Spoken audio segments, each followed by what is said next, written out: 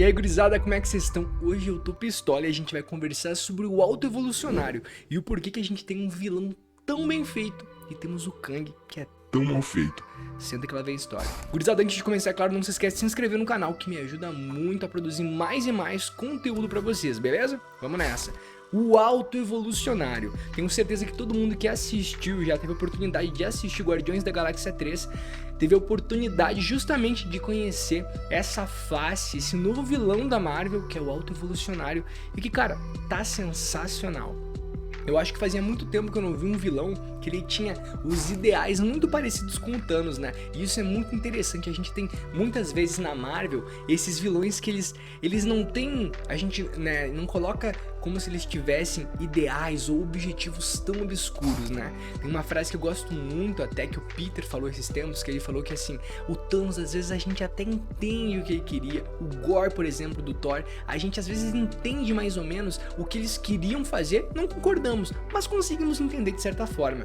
E justamente é isso que eu falo do Auto-Evolucionário. Eu não venho aqui defendendo as coisas que ele fez justamente porque são atrocidades, mas a gente veio falar justamente sobre como a Marvel conseguiu dessa vez justificar os motivos de um vilão, né? Conseguiu trazer pra gente de fato a justificativa, a gente olhar pra aquele vilão e falar, tá, tudo bem, as justificativas para tudo isso que tá acontecendo são de fato válidas. Então a gente vai analisar bem direitinho hoje. Quem assistiu Guardiões da Galáxia 3, lembrando que já tem spoiler no que eu tô falando, viu que o objetivo dele era criar uma raça superior. E até nisso a gente consegue ver quando os Guardiões chegam na Contra-Terra, a gente tem aquele momento que eles conhecem ali os experimentos do próprio Auto-Evolucionário, né, de toda a sua equipe que ele tem, justamente no objetivo de criar uma humanidade perfeita, de criar um mundo perfeito, né? A gente pode dizer que esses seriam os ideais que ele busca. Obviamente, o Auto-Evolucionário, nessa busca dessa perfeição,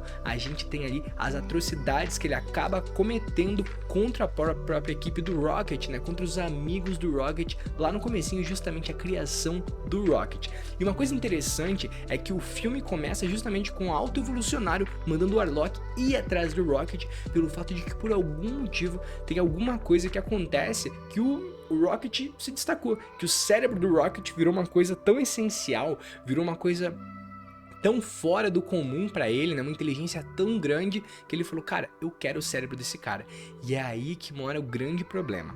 Quando a gente fala dos motivos, das grandes motivações dos vilões, a gente tem muitas vezes motivos muito rasos, né? E a gente sabe que o objetivo do Kang, obviamente, é conquistar o multiverso, né? Conquistar tudo, né? Todas as linhas do tempo, por isso que a gente tem o Conselho dos Kangs ali na cena pós-crédito, né? Mas o interessante é que não é tão bem trabalhado. A gente não consegue se apegar de fato às causas desse vilão. A gente não consegue entender as justificativas desse vilão. E no Auto-Evolucionário não. No Auto-Evolucionário, muitas vezes, quando a gente tá assistindo, a gente vê que o objetivo dele é alcançar uma certa utopia, né? É alcançar um local que seria perfeito. E obviamente, para ele conseguir fazer isso, que moram os problemas.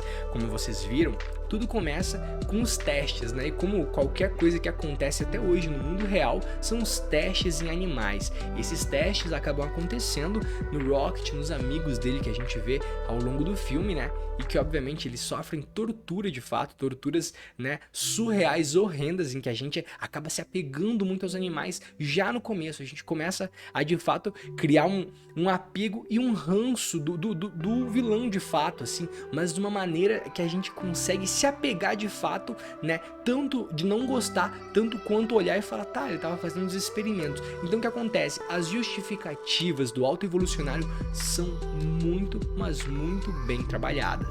Agora, em contraponto com outros vilões que a gente teve, são extremamente falhas, né? Quando eu falo bem do Gore aqui, é interessante a gente ressaltar que eu não tô falando que o Gore foi muito bem desenvolvido. O Gore, o Carniceiro dos Deuses, dentro do CM, né, ele ficou extremamente pífio. E a gente tá falando do Christian Bale interpretando um vilão da Marvel, o que era uma coisa pra ser épica, né? A gente sabe que, pô, a potência que esse cara tem de atuação foi totalmente desperdiçada. Mas, voltando ao Auto-Evolucionário, por que a gente consegue se apegar às causas dele? Porque quando é apresentado pra gente, a gente justamente consegue ver o ideal que ele busca, e em contraponto a gente consegue ver, né, o que seria tão antiético ético, né? Aqueles experimentos horrendos que eles fazem em animais, né? E de fato assim, fazendo os animais sofrerem. E é justamente isso que eu acho tão interessante e que foi tão bem trabalhado. Vocês viram que o autoevolucionário, no final do filme, tem um momento em que gira, né, a coisa, né? Porque o que acontece?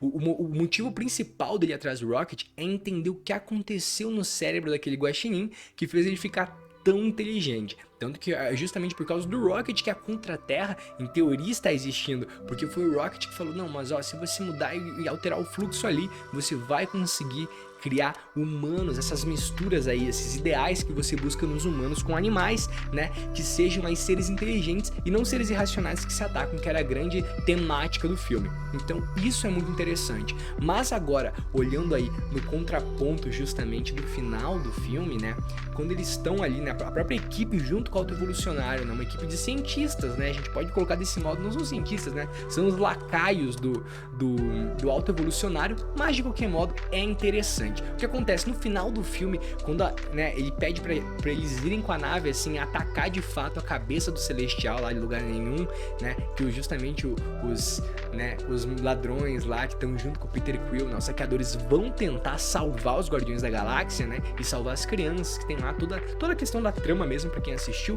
mas é nesse momento que o autoevolucionário, ele muda a versão, é nesse momento que a gente vê o autoevolucionário deixar de lado, de fato, né, todos os ideais que ele trabalhou, né? E num momento de sagacidade, de loucura, a gente vê ele, o único motivo que ele quer é pegar o Rocket, é pegar o cérebro dele. E aí a gente consegue entrar justamente no que a gente fala.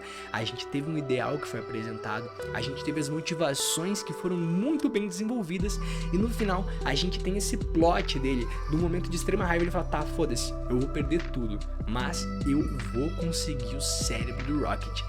E isso é muito legal, isso foi muito interessante, porque a gente viu ele largar a mão de tudo, tanto que nesse momento em que ele fala pros lacaios dele, ele fala, cara, não, ó, deixa tudo de lado, eu vou ir atrás do Rocket. Os caras falam, não, peraí, não é bem assim.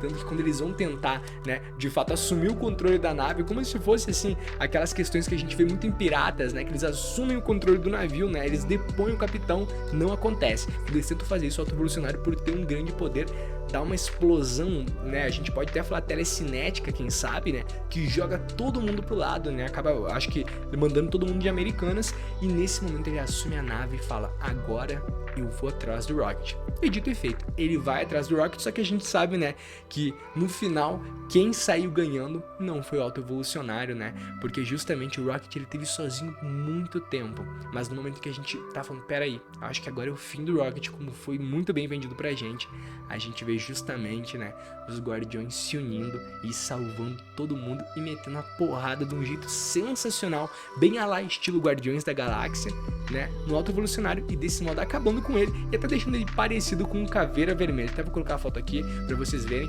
né, aquele sem nariz ali que ficou muito semelhante de Caveira Vermelha, eu gostei bastante disso. Mas eu quero saber de vocês, o que vocês acham? Acham que o autoevolucionário de fato tem os seus motivos bem explicados, bem trabalhados? Comenta aqui embaixo que eu quero muito saber. Eu vou ficando por aqui, valeu!